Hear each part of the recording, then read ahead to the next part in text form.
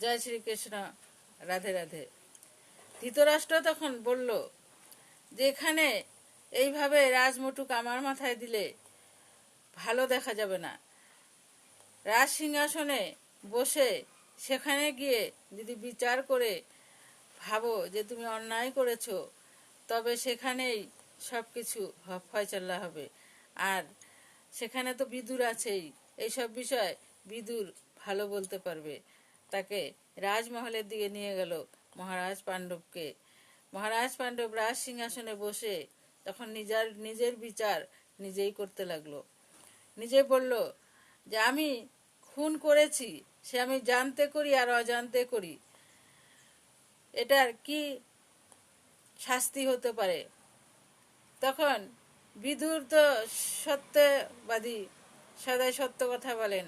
বিদুর বলল যে তুমি যদি এই হত্যাটা জেনে করতে তাহলে তোমাকে হত্যা করার আদেশ দেওয়া হতো। যে হয়তো তুমি না জেনে করেছো, এটা তোমার ভুল, তোমার নিজের শাস্তি পাওয়া উচিত। তখন মহারাজ ঘোষণা করলেন যে ঠিক আছে, আমার নিজেকে আমি শাস্তি দিচ্ছি।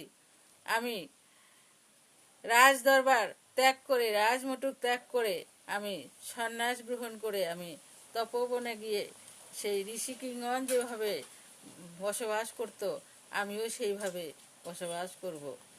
এই কথা শুনে তার দাদাশ্বরী ভীষ্ম বললেন যে সদাই মহারাজ শুধু নিজের জন্য নয়, মহারাজ প্রজাদের জন্য মহারাজের বিচার মহারাজ নিজেই করেছে।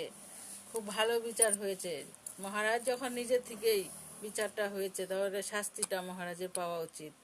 তখন রাজমুটুকটি রাজ দরবারে ধৃতরাষ্ট্রের মাথায় উঠিয়ে দিয়ে তিনি রাজবেশ ত্যাগ করে তপোবনে যাবার জন্য রেডি হলেন। জয় শ্রীকৃষ্ণ। রাধে রাধে।